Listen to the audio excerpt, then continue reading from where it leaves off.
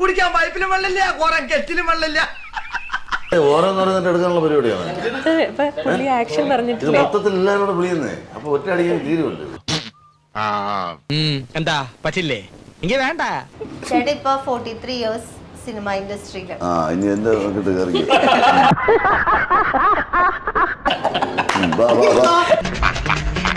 അല്ല, 43 വർഷം സിനിമ ഇൻഡസ്ട്രിയില് ഒരുപാട് ആഗ്രഹിച്ചിട്ട് എത്തിയ ഒരു ഫീൽഡ് ആണല്ലോ. ആരാഗ്രഹിച്ചു?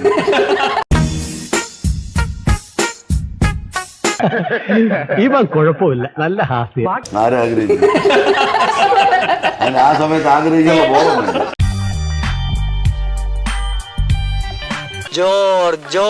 അങ്ങനെ വരട്ടെ. ചേട്ടാ ഇങ്ങനെ റിപ്ലൈ തന്നാലേ ഇവരതെടുത്ത് ട്രോളാക്കിട്ട് തന്നെ. ഒരു ട്രോളാകട്ടെ, എനിക്കിപ്പോ എന്ത്.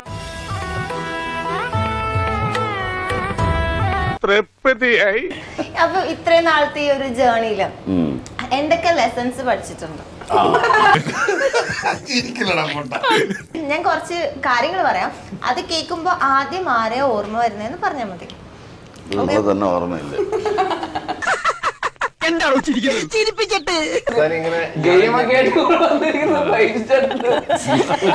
ആളെ വേണ്ടത്ര പരിചയമില്ലാന്ന് തോന്നുന്നു. മസ്താനിക്ക് ആളെത്ര പരിചയമില്ല. ഇതെന്താ മുതലെന്ന് തനിക്ക് വല്ല പിടിയുണ്ടോ? ജീവിക്കായിരുന്നു ബേസിൽ ചേട്ടന ക്യാരക്ടറായിട്ട്. ബേസിന് മാത്രമല്ല, ഞങ്ങളെല്ലാവരും ജീവിക്കുകയാണ്. അതിപ്പോ ബേസിന് മാത്രമല്ലേ. കാക്കയ്ക്കും തൻമൂഞ്ചി പൊന്മൂഞ്ചി താനടാ. നന്നായിട്ട് നുണ പറയുന്ന ആൾ ഈ കൂട്ടത്തിലോ? ഓർമ്മ വരുന്ന ഒരാളുണ്ട്, പക്ഷെ ഞങ്ങൾ പറയില്ല. പറയുന്നേ, ഞാൻ ആരോടും പറയില്ല. നമ്മൾ തമ്മിൽ ഒരു വിഷയമില്ലല്ലോ. മുഖം കണ്ടാൽ തന്നെ മനസ്സിലാവും ഒരു നുണയനാണ്. മുഖം കണ്ടാൽ എങ്ങനെ? മുഖം കണ്ട ഒരാൾ ഫ്രോഡാണോ എല്ലാം തിരിച്ചറിയാൻ പറ്റും. കേട്ടല്ലോ, അത് നേരാ. നുണ എന്താന്ന് പോലെ അറിയാത്ത ഒരാള് ഞാൻ ഈ കൂട്ടത്തിൽ അല്ല നീ എന്നോട് പലവട്ടം കള്ളം പറഞ്ഞു. തങ്കക്കുറവേ, നമ്മൾ ഈ നാണം കെടുത്തല്ലോ. ഇവൻ പറയുന്നത് വിശ്വസിക്കരുത്. ഇവൻ ഭക്ഷണം കഴിക്കാനും കള്ളം പറയാനും മാത്രമാണ് വാ തുറക്കുന്നത്. ഇപ്പൊ രണ്ടുത്തരം കിട്ടിയില്ലേ? ഞാൻ പറഞ്ഞതിനോട് ശിവയ്ക്ക് എന്തുമാത്രം യോജിപ്പാണെന്ന് നോക്കണ. നേരത്തെ ചോദിച്ച രണ്ട് ഇവനെ സംബന്ധിച്ച് ഇവന്റെ കാര്യങ്ങൾക്ക് വേണ്ടി ഇത്രയും കള്ളം പറയുന്നത് കണ്ണില്ലാത്തവനെ.